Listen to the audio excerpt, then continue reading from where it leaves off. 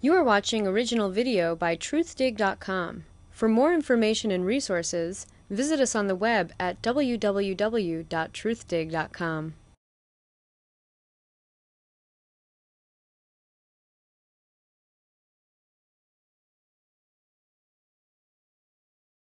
As you've lived the literary culture of Los Angeles and have been one of its defining personalities, as you look back over these 5 or 6 or more decades in which you've been, part of the very fabric of Los Angeles literary culture, what's changed most dramatically for you, either for good or for bad? Well, we don't have the authors here that we used to have. 60 years ago, all the major science fiction authors lived in the LA area. And Robert Heinlein became my friend and my teacher, and he sold my first short story for me. It went into Script magazine. And all the other writers became my friends. Lee Brackett was a leading science fiction writer. I used to meet her every Sunday down in Muscle Beach, and she read my terrible stories, and I read her good ones. So over a period of 5 years of going to Muscle Beach and meeting my favorite writer, I became a writer. But that environment is no longer here.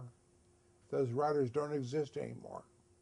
Well, some would argue, and perhaps convincingly, that those writers have been replaced by other writers who are writing about all kinds of things, whether it's science fiction or the politics of assimilation of the new waves of immigrants who've come to Los Angeles, that there's new and fresher writing. What disturbs many of us, of course, is that in a region so geographically sprawling as Los Angeles, that there exists no particular publication any longer that provides a central clearinghouse by which writers might meet and recognize and critique each other's work.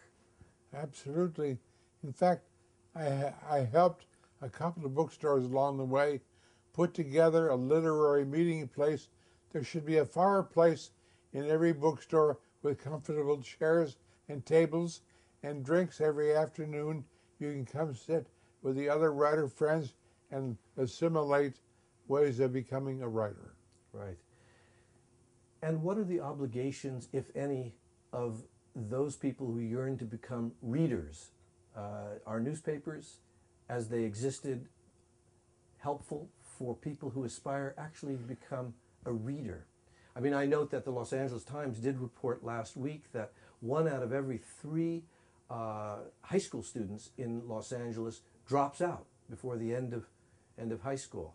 And so it seems the very idea of being able to read itself seems to be challenged. We have to go. Right now, we have to rebuild our total education system in the entire United States, over and beyond the book reports and the book publication and what have you. We're trying to educate people when they're in the 5th, 6th, and 7th grade. It's too late. You cannot teach a 10-year-old child to read and write. It begins when they're 4 and 5, when they're mad to learn.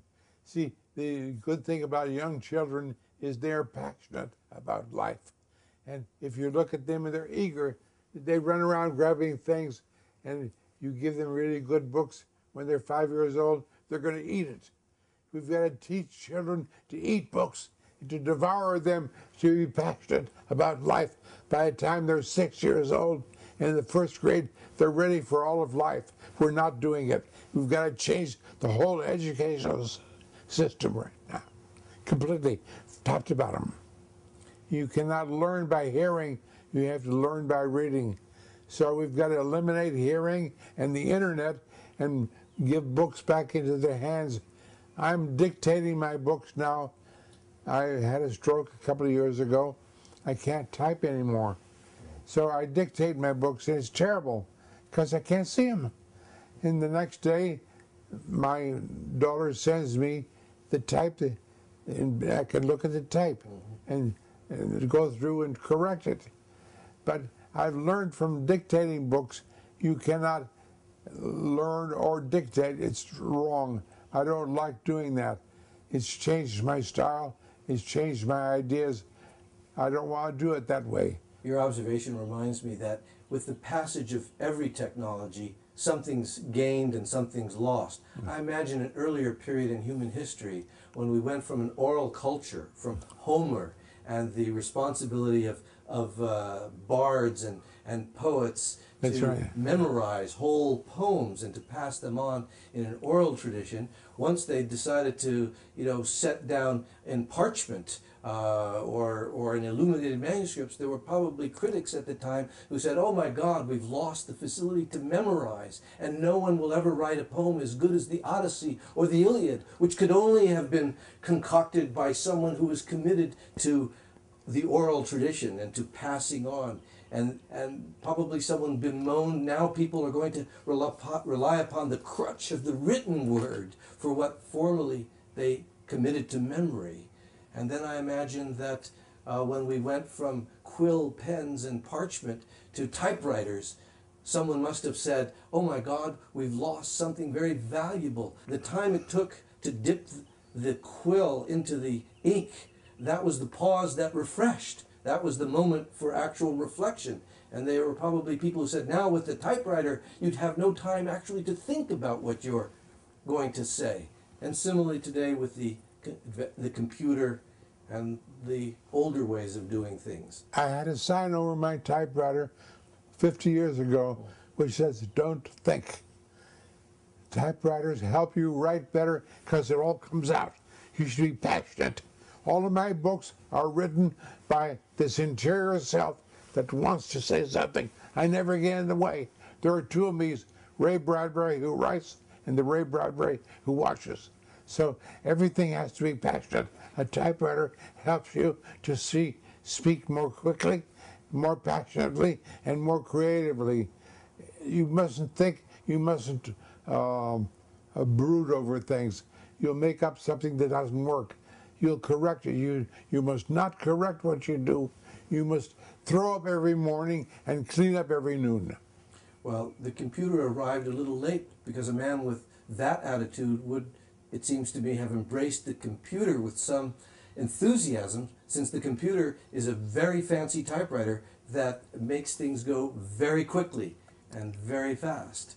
And let me just go back to the question of newspapers for a moment, because there have been so many cutbacks at the Los Angeles Times, and they've not been alone in this. The whole newspaper profession seems to be on its heels. Has newspaper book reviews been important for you, for your career? Are they of any interest whatsoever? Or could we as easily get along without them as perhaps we have with them? No, as a writer, I've always ignored the reviews because they're always wrong. And even the right ones are wrong.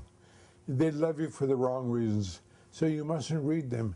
So I turned down 200 reviews in the last 40 years because I knew they couldn't help me. It's too late. I'm already me.